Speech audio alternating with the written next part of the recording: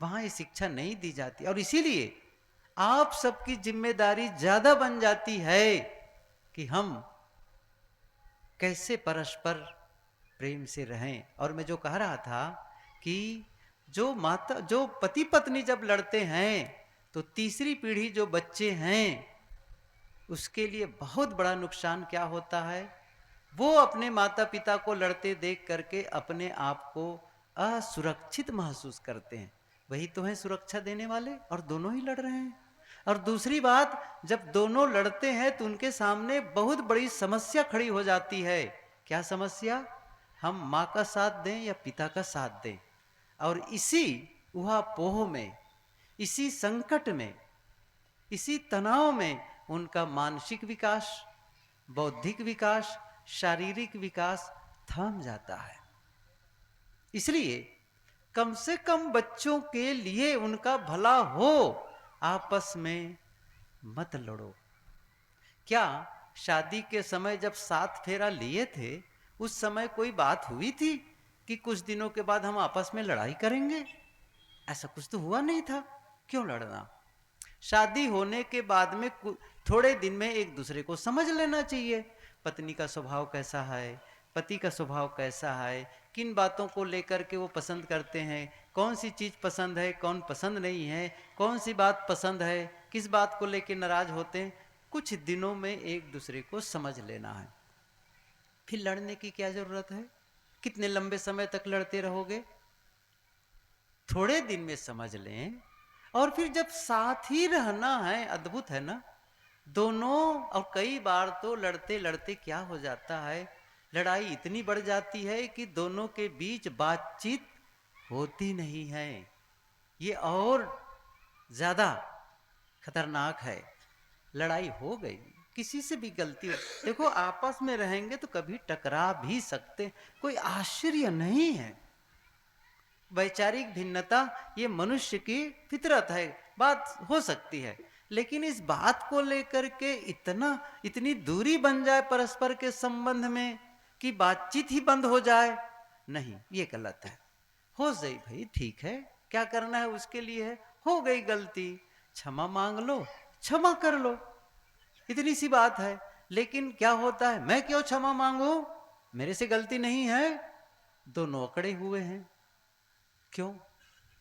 मान लो मैं एक बात बताऊं, गलती हो सकता है सामने वाले से ही हुई हो, आपसे नहीं है, तो भी वो समझदारी का काम नहीं कर रहा है, आप समझदारी का काम कर लीजिए, आप झुक जाइए।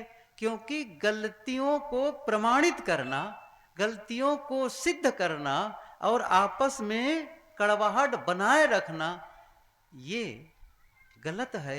इससे अच्छा ये है कि गलती मान लो अपनी, और फिर से रिश्तों को आप बढ़िया से जीने लग जाओ। फिर से क्षमा याचना करके देखिए, क्षमा मांगने का केवल यह अर्थ नहीं है कि वो सही मैं गलत। क्षमा मांगने का अर्थ है मेरे में उनसे रिश्ता निभाने की काबिलियत ज्यादा है, मैं रिश्ता निभाना चाहता हूं। गलती ठीक है, उन्हीं की है, कोई बात नहीं है, हमारे ही तो है, कोई दूसरा है। जब आप क्षमा कर देते हैं तो जानते हो, और मैं कहा ना, कई बार गलती नहीं होने पर भी क्षमा मांग लो, ये आप समझ लो, ये रिश्ते निभाना है ना। इसलिए मैं एक उदाहरण दूं। एक गृहस्थ था लेकिन साधक था, आप भी जानते हैं, हम लोग भी जानते हैं, जो गृहस्थ में होते हुए भी साधक होते हैं, उनका जीवन साधनामय होता है। और कई ऐसे साधुओं से वो अच्छे भी होते, ये भी सच है। तो उसका दामाद था, दामाद को कोई व्यवसाय करना था, पैसे की जरूरत थी, तो अपने ससुर से अर्थात उस साधक से पैसे की मांग की। ठीक है, पैसा है, ले लो, व्यवसाय शुरू करो, पैसा हो जाने पर वापस कर देंगे, ये दोनों तय कर लिए। 3 लाख रुपये उसने उधारी दे दी।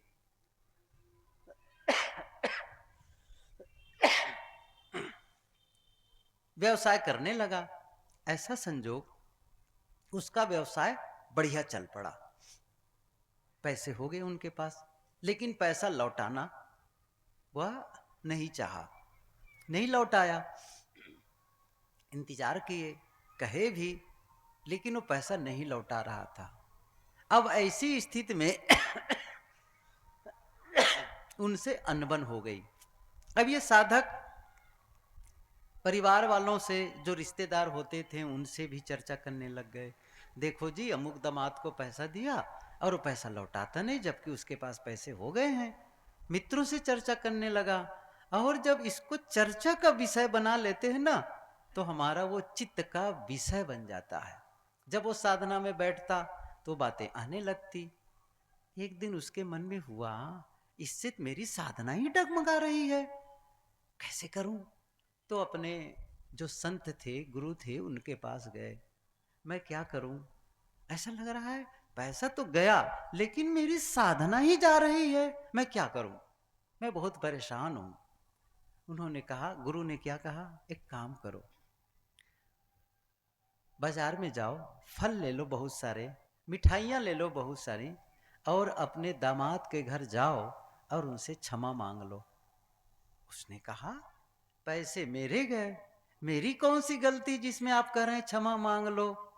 उन्होंने कहा, देखो, एक ही हाथ से ताली नहीं बजती है, दोनों हाथ से ताली बजती, गलती आपकी भी है। महाराज, आखिर मैं समझ नहीं पा रहा हूं, मेरी कौन सी गलती हो गई? पैसा देने का वादा किया था उसने, वापस कर देने का, पैसा दे नहीं रहा है, इतने 10 साल हो गए, 15 साल हो गए, तो फिर मेरी क्या गलती है? उन्होंने कहा, देखो, उन्होंने पैसा नहीं लौटाया, गलती उनकी है, आपने क्या किया, आपकी गलती क्या है? इस बात को आप जगह जगह चर्चा का विषय बना रखे हो और उनकी बुराइयां गाने लग जाते हो। यह कि गलती नहीं है, और इसी बुराइयों के कहने से, चर्चा करने से तो शांत बने हुए हो। ये बात साधक के समझ में आ गई। सचमुच बहुत सारे फल लेकर, मिठाइयाँ लेकर, गाड़ियों में, अपनी गाड़ी से, 4 व्हीलर थी, गाड़ी लेकर के वो रात में करीब 9 से ज्यादा बज गए थे, 9 साढ़े 9 के लगभग, जब वो दामाद के घर गए। कितने साल के बाद गए हैं, 10 से 15 साल शायद हो गए थे, नहीं गए थे। दरवाजा खटखटाया। अब जब दरवाजा खटखटाया तो उस समय उसका दामाद, उसकी बेटी और उसके 2 बच्चे बिल्कुल भोजन के लिए डाइनिंग टेबल पर सब इकट्ठे थे, भोजन परसने की बात थी। जब दरवाजे से आवाज आई, खटखट की आवाज आई, तो उसका जो नाती था गया और दरवाजा खोला, और जैसे दरवाजा खोला तो अनायास चिल्ला पड़ा, नाना जी आ गए, नाना जी आ गए। न उसकी बेटी को विश्वास हुआ, न उसके दामाद को विश्वास हुआ, लेकिन वो तो जैसे दरवाजा खुला धड़धड़ा के आ गया और सीधे टेबल के पास, जहां सब लोग इकट्ठे थे, अपनी मिठाइयाँ और अपने फल जो लाए थे उनके लिए रखे और कहा, बेटा मुझे क्षमा कर दो, मेरे से गलती हो गई। अब सोचो, उसके ससुर क्या कह रहे हैं, उस लड़की की पिताजी क्या कह रहे हैं, कितने साल के बाद घर आए हैं उनके, वो पता है उनके दामाद को गलती तो मेरी है, इसके बावजूद वो क्या बोल रहा है, बेटा मुझे क्षमा कर दो, मेरी से गलती हो गई। इतनी बात सुन करके उसका दामाद उसके पैर पकड़ करके रोने लगा, पिताजी मेरे से बहुत गलती हो गई, मुझे क्षमा कर दो। और दोनों गले मिले, आंसू बहाए। अब जब उसकी पारी खत्म हो गई, अब बेटी की बारी थी। कितने साल के बाद पिताजी से मिलना हुआ था, वे भी लिपट करके रोने लगी। और इसी बीच वो दामाद चला गया कमरे में, अलमारी से पैसे निकाल करके लाए पूरे, और उसको रखते हुए कहते हैं, पिताजी ये रुपये आप रख लें। तब उसके वो साधक ने क्या कहा, वो जो सज्जन थे वो क्या कहते हैं, बेटा आज मैं इस कौड़ी के लिए नहीं आया हूं, और जिसके लिए आया था ना वह मुझे मिल गया, वो मुझे मिल गया, कितना राहत महसूस कर रहा हूं मैं, वो मुझे मिल गया। तब उसके दामाद ने कहा, पिताजी आप इसे नहीं रखेंगे ना तो मैं जीवन भर जलता रहूंगा, इसको रखना पड़ेगा।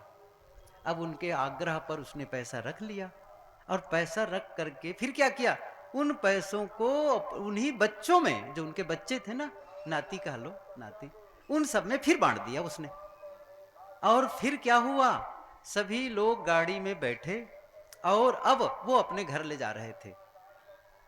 15 साल बाद बेटी अपने माँ से मिलने जा रही थी, भाभी से मिलने जा रही थी, और बच्चे अपने मामा से, नानी से मिलने जा रहे थे। और लगभग 11:30-12 बजे घर पहुंचे। वहां का माहौल अद्भुत रहा। सब लोग आश्चर्य और एक दूसरे को देख करके रोने लगे, गले मिल करके। वो सारा विकार जो भीतर था ना, आंसू के रास्ते से बह गए। ये उदाहरण मैं क्यों सुना रहा हूं? गलती नहीं होने पर भी क्षमा मांग लेने से वे टूटे हुए रिश्ते फिर से जुड़ गए। हम केवल धन का ही महत्व देते हैं। नहीं, धन का महत्व है, उसको कोई नकार नहीं सकता है, लेकिन रिश्ते हैं इसी के लिए तो। रिश्तों को तो महत्व दो, क्योंकि रहना उनके साथ है, जीना उनके साथ है। गुरुदेव जी कहा करते थे, धन धन नहीं है, जन धन है। ये उनका सूत्र। धन धन नहीं है, जन धन है। असली धन कौन है? जन, मनुष्य, पत्नी के रूप में, पति के रूप में, माँ के रूप में, पिता के रूप में, बच्चों के रूप में, भाई के रूप में, सास और बहू के रूप में। इसे आप धन माने। उसका धन कभी बिखर जाए, कभी खो जाए, कोई बात नहीं है। आप तो ठीक है ना, आप सही रहो बस। जिस दिन आप व्यक्ति के महत्व को समझेंगे, उस दिन ऐसा नहीं कि धन नहीं आएगा। आप क्या कह रहे हैं? जहां आपस का प्रेम होता है ना, वहीं तो धन आता है, अभी मैं कहा था। और जहां आपस में संघर्ष होगा, वहां तो धन दूर चला जाएगा।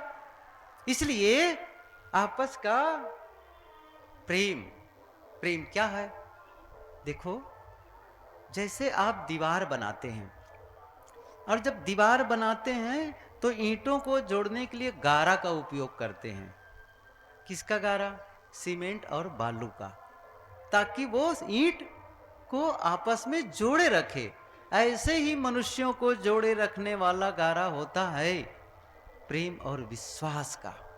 जब सीमेंट कमजोर हो जाता है तो ईंटें बिखरने लगती है, लेकिन आपस का जब प्रेम कमजोर हो जाता है, तब मनुष्य बिखरने लगते हैं। कैसा भाई? ये भाई भाई साथ रहते हैं। एक दिन एक भाई ने कहा, भैया मैं अलग रहूंगा। क्या भोजन नहीं मिल रहा है? भोजन मिल रहा है। क्यों अलग रहोगे? प्रेम, प्रेम नहीं मिल रहा है, विश्वास कम हो गया, वो कुम्हला रहा है, वो मुरझा रहा है प्रेम। और प्रेम की स्थिति क्या है? पौधे की तरह है ये। पौधे को सींचते जाओ, सींचते जाओ, हरा भरा बना रहता है, और जब सींचना बंद कर देते हैं तब पौधा कुम्हलाने लगता है, मुरझाने लगता है। ऐसे ही प्रेम को भी सींचना पड़ता है। प्रेम को सींचते जाओ तो हरा भरा बना रहता है, प्रेम को सींचना बंद कर देते हैं, वह भी मुरझाने लगता है, वो भी कुम्हलाने लगता है। कैसे पता चले? यही तो बात है। मैंने कहा ना, स्कूल की पढ़ाई करते हो तो स्कूल की परीक्षा पास करते हो, जीवन की पढ़ाई करते हो तो जीवन की परीक्षा पास करते हो। जीवन की पढ़ाई होती ही नहीं है। जीवन हमें संकेत भेजता है, इंडिकेट करता है। जैसे आपकी गाड़ी इंडिकेट करता ना, इंडिकेटर लगे होते हैं सामने, स्पीड कितनी है, टेम्परेचर कितना है, फ्यूल कितना है, सब बताता है। और उस फीडबैक जो मिल रहा है, उसके आधार पर आप वहां एक्शन लेते हैं। जीवन भी संकेत भेजता है, लेकिन जीवन का संकेत समझे तब तो। क्या संकेत भेज रहा है? आपस का प्रेम कैसे कम हो गया, कैसे जानते हैं? वो है, आपस की हंसी चली जाती है, आपस की बातचीत कम हो जाती है। गुरुदेव जी कहा करते थे, जिस घर में 24 घंटे में एक बार हंसी का कहकहा, आपस में बैठ करके बातचीत करते समय ठहाके मार के हंसते हैं, समझ लो प्रेम की धारा बह रही है और आपस की हंसी चली गई है। हंस हंस कर, जब पति पत्नी आपस में हंस हंस के बातें करते हैं, तब समझो प्रेम के रस बह रहा है। और जब आपस में हंस नहीं पाते, बहुत कम बातें होती हैं, तब समझ लो धारा सूख रही है। इसलिए प्रेम की पुनर्स्थापना चाहिए, फिर से सींचो। अरे ऐसा नहीं हो जाएगा अपने आप, ये यही हम लोग नजरअंदाज कर देते हैं। शादी हो गई जी, हो गई, बस हो गया, ऐसे थोड़ी होता है। क्या कोई व्यक्ति वस्तु है क्या? आप कोई सामान खरीद के ले आए, जैसे मोबाइल ही मान लो, खरीद के ले आए, मान लो उसको 15 दिन बंद रखे, उपयोग में नहीं लाए, 16वें दिन जब उपयोग करोगे तो मोबाइल शिकायत नहीं करेगा, इतने दिन तक तो मुझे देखे नहीं, आप क्यों देख रहे हो, ये नहीं कहेगा। लेकिन आपस में देखो जरा से, 4 दिन बातचीत ना करो, घर में रहो, काम से जाओ फिर आ जाओ, कोई बातचीत ना करो, पत्नी खुश होगी? नहीं हो सकती है। बच्चे खुश होंगे? नहीं हो सकते हैं। इसलिए क्या करना है, आपस में, मैं सींचने की बात कह रहा था। सींचने का मतलब क्या होता है, कैसे सींचते हैं प्रेम को? एक बात बताऊं मैं। एक होता है भावनात्मक अकाउंट, सेविंग अकाउंट आप जानते हैं ना, बाजू में बैंक है, सब जानते हैं। बचत खाता, बचत खाते में पैसा आप जमा करते जाते हैं, जमा करते जाते हैं, और समय पड़ने पर वहां से विड्रॉल करते हैं, आप वहां से पैसा निकाल लेते हैं। बस ऐसे ही है भावनात्मक अकाउंट में, इसमें भी डिपॉजिट करना होता है, ये सींचना है। क्या डिपॉजिट कर, कैसे आप डिपॉजिट करते हैं? जब आप अपनों से, खास करके पति पत्नी हो, पिता पुत्र हो, सास बहू हो, कोई भी संबंध, भाई भाई हो, जब एक दूसरे के प्रति प्रेम करते हैं, एक दूसरे के प्रति सम्मान करते हैं उनका, और जो वादा करते हैं ना उसे निभाते हैं, इसको आप समझे जरा से। हमारा विश्वास कब टूटता है? विश्वास टूटता है झूठ बोलने से।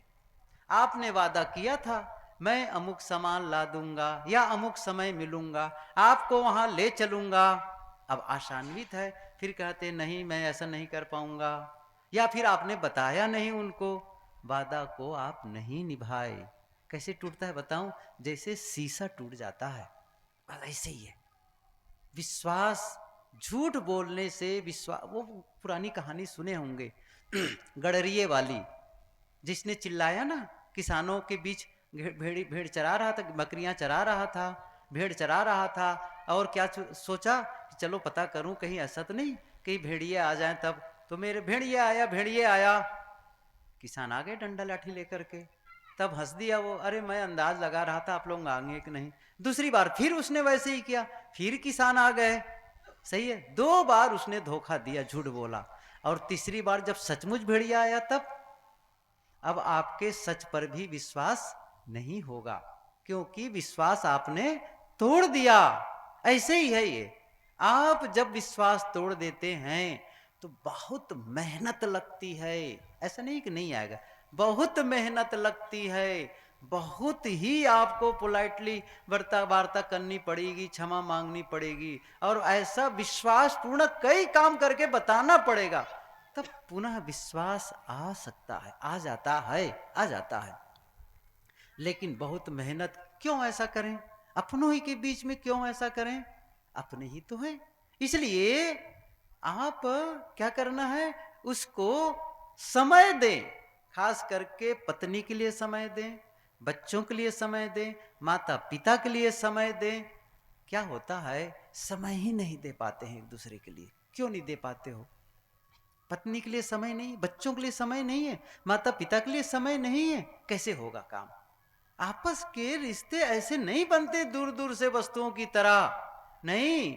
ये देखिए, रिश्ते वस्तुओं के आदान प्रदान से नहीं बनते हैं, रिश्ते केवल साथ रहने से नहीं बनते हैं, रिश्ते बनते हैं ऊर्जा के आदान प्रदान से। ये मैं क्या कह रहा हूं? ऊर्जा के आदान प्रदान का मतलब है आप एक दूसरे के प्रति कैसे सोचते हैं, एक दूसरे की भावना कैसी है। मान लो आप अपनी जीवन साथी के लिए, पत्नी के लिए आपने खाने की व्यवस्था कर दी, कपड़े की व्यवस्था कर दी, रहने की जगह की व्यवस्था कर दिए, यहाँ तक गहने भी दे दिए, लेकिन उनके प्रति मन में क्या है? द्वेष है, नफरत है, घृणा है, उनके प्रति गलत विचार है, वो गंदा है, वो ठीक नहीं है, ऐसे आपके मन में वैमनस्य है, तो आप वस्तुओं को दे करके भी आप संबंध स्थापित नहीं कर सकते हैं।